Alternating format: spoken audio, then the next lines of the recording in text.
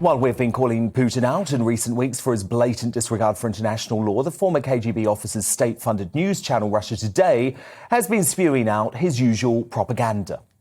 Why do you think the West is drumming up fears here of a Russian invasion when Russia has said, look, consistently we have said we will not attack and we want a diplomatic solution? There are no Russian troop movements towards Ukraine. There are significant troop movements in the opposite direction. Immediately following Putin's announcement, celebrations were underway in the Donbas region, as you see there on the right side of your screen. On the left, that's Kiev, and it was oddly quiet, probably waiting on orders from the United States on what to do next. Well, what the United States is doing, though, is what it does every time a country does something it doesn't like: sanctions. With Russian troops having officially entered Ukraine, the Culture Secretary Nadine Dorries today wrote to the broadcasting regulator Ofcom to ask them to review the Kremlin-backed RT operations, which she said was demonstratedly part of Russia's global disinformation campaign. Ofcom's chief executive, Dame Melanie Dawes, responded saying that the regulator had already stepped up its oversight of coverage of these events by broadcasters in the UK. Meanwhile, during PMQs, the Prime Minister hit out at the SNP's Ian Blackford for his criticism of the government's sanctions, despite the fact his party's former leader, Alex Salmond, hosts his own show on Russia Today.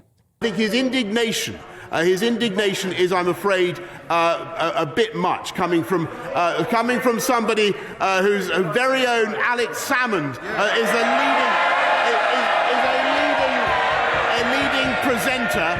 leading presenter on, as far as I know, on Russia Today, which the leader of the opposition has just called on this country to ban. Getting excited. Oh, the hypocrisy. But while you know I'm very much against Putin's actions, I'm also very much against state censorship of the media. I think the British people are intelligent enough to cope with watching a Russian propaganda TV station to see Putin's angle. It's actually quite chilling if we see Ofcom taking down entire TV stations. But what do you think? Am I wrong? I know this is a hotly contested vote. Should Russia Today be taken off air for spreading propaganda? Send me your thoughts to Dan at GBNews.uk. Tweet me at GBNews and vote in our poll there too. I'll bring you the results in a moment. But debating this now to help you make up your mind, I'm joined by former editor of the Sunday Mirror, Paul Connew, and the former Conservative Minister, David Davis. So, David, look, I understand what Russia Today is, but we know what it is. We don't really need to pull it off air, do we? No, we don't. I mean, in as much as Ofcom don't do anything, they probably should tell them they have to label where their footage comes from. So you were showing something earlier which was plainly from the Russian Ministry of Defence. They should have that label on it, you know. Look, we've got, our public are pretty smart. They're pretty sophisticated. They'll look at this and say, well, that's what the Russians think. It may even give them an insight into literally how the Russians think. I mean, bear in mind, quite a large proportion of the Russian public think that Stalin was a great man, even today, of the older ones. So, knowing that is helpful, knowing the perception we're dealing with, because the public are also making a judgment about our own government's behaviour, and they want to make a decision. Is it working? Is it working on the Russians? What the Russian perception is?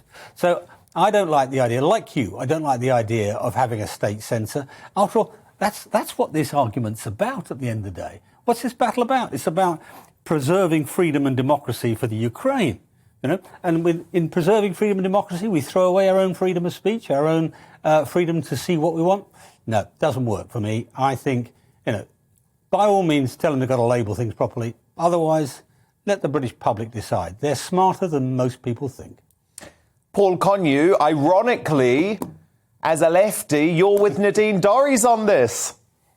Not exactly. I mean, I'm hardly the chairman of the Nadine Dorries fan club. Oh, I know. Seeing her screaming and shouting there behind Boris Johnson's side at PMQs, I thought was a bit a bit rich. No, like David, I'm a huge believer in press freedom and freedom of speech. I've got very mixed feelings on this. And I certainly don't think politicians should be closing down a TV station, even RT. But I do think that Ofcom have to look at this closely on a case-by-case basis. And I think if it continues with false information, with fake news being peddled out and pure propaganda, then I think there could be a case for it. But as I say, it should be Ofcom. It should be Nadine Dorries or Boris Johnson, although I think Boris Johnson's instinct probably wouldn't be to do it.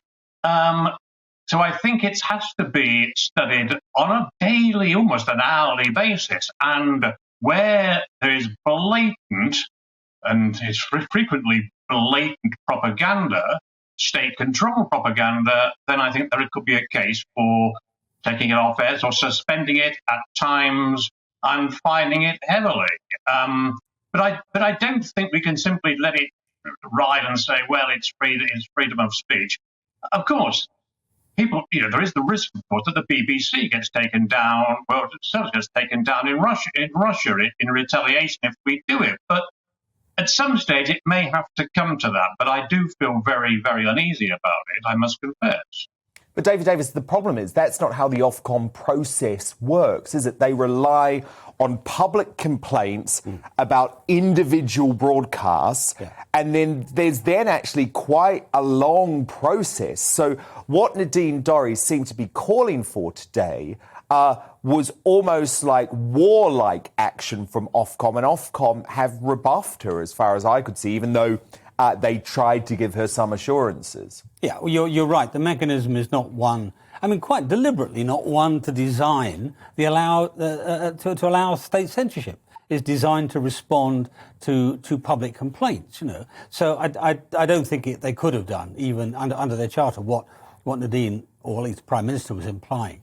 May I pick up something Paul said? You see, of course. It's not just about whether the Russians switch off or somehow prevent BBC World Service. That sometime in the future somebody else might do that as well, and they'll turn around and say, "Look what happened with Russia Today," and so we've got to be very careful in those terms. I don't think Paul really believes his own readers are taken in by this nonsense. Many of them will be quite amused, I think. In the Second World War, our soldiers used to laugh at what was broadcast from Germany. And it was part of their daily humour.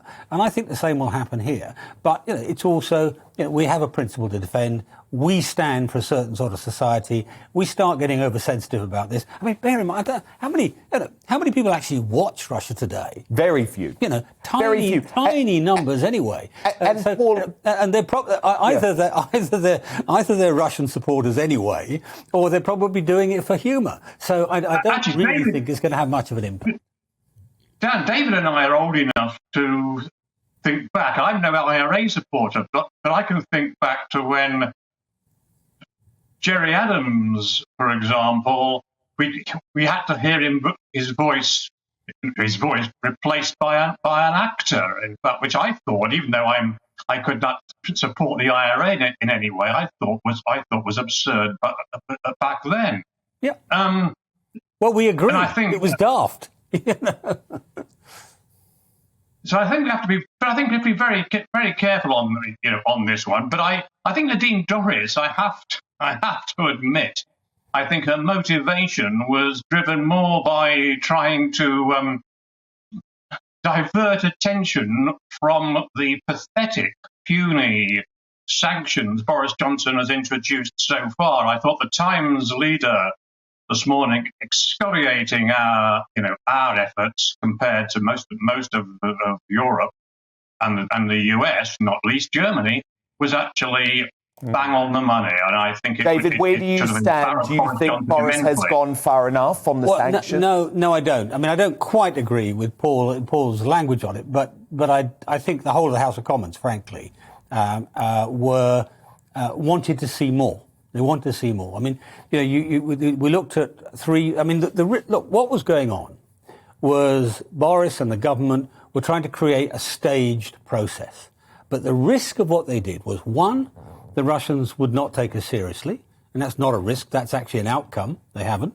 Right. Secondly, that we are one of the greater nations in the Western Alliance. We weren't giving robust leadership in what we did. It was too mild-mannered. Thirdly, it was based on a misanalysis. If you're going to pick on Russian banks, pick on the biggest ones, not the one that happens to hold the account of the defense ministry. pick on the biggest ones. But I think we're going to have to step that up enormously. I mean, three and not to mention, targets, David, three oligarchs who have been on the sanctions list in the US since 2014. Sorry, I missed that, Paul. Sorry. So, not to mention, the only three oligarchs are a trio who've been on the American sanction list since 2014. Yeah. We're not fundamentally disagreeing. I mean, no, but also this was just the start. I mean, David, do you not understand the argument, which is you want to be able to ratchet this up over many days as Putin continues his outrageous behaviour? Yeah, well, I don't think it works. I mean, the first thing is that implies there's some small ration of things you can do, right? As I said, I mean, Navalny, the Russian opposition leader, I think was in prison in Russia at the moment, he is. identified 35. And there were another 100 and odd as well as that. So you're talking nearly 150 potential targets. You could take them in 50s if you wanted to. But that's not the end of it. You've also got issues like supply of silicon chips and other critical supplies to the Russian to the Russian economy and indeed to the Russian military. Those things you could cut off as well. There are a whole series of measures you can undertake. And the risk of doing it this way is the first step is seen by the Russians as feeble. And that's very dangerous. David, just final question to you. Obviously, before this outbreak of likely war, you called on Boris Johnson to resign. We're now in a potentially perilous position for the international community. Boris Johnson is providing a lot of important moral leadership. Have you changed your mind because of this crisis, and do you think it's important that Boris stays in the job? Well, I think what's happened is it's gone on suspend, basically. I think this issue will come back. Let's see what happens with the Russians. If the Russians continue to invade the rest of the Ukraine, then we're going to have a very serious long-running problem. If they stop where they are now and it comes back, this international situation comes back under some sort of control, then interest will return to domestic politics, and it'll be the Sue Gray report and the police reports and the national insurance increase and the May elections and so on, and it'll return back to then. And I think we'll return to the argument then. But you're right, today's not the day to debate that. No. Former Tory Minister David Davis and former Sunday Mirror editor Paul Connew, thank you both so much. So who do you agree with? Sean on Twitter says, we blame oppressive regimes for suppression of the media. How then can we do the same just because we disagree with their view? Faye via Twitter, there's no point. Most people are not influenced by Russia today. It would be PR for Putin because it will be seen as the West banning media. But Amelia via email says no contest, shut down anything Russian. And your verdict now, and I told you this was a close one, 52% of you agree that RT should be taken off air. 48% of you say that censorship of RT isn't right. So hotly contested clash tonight. Thank you so much for all of your feedback.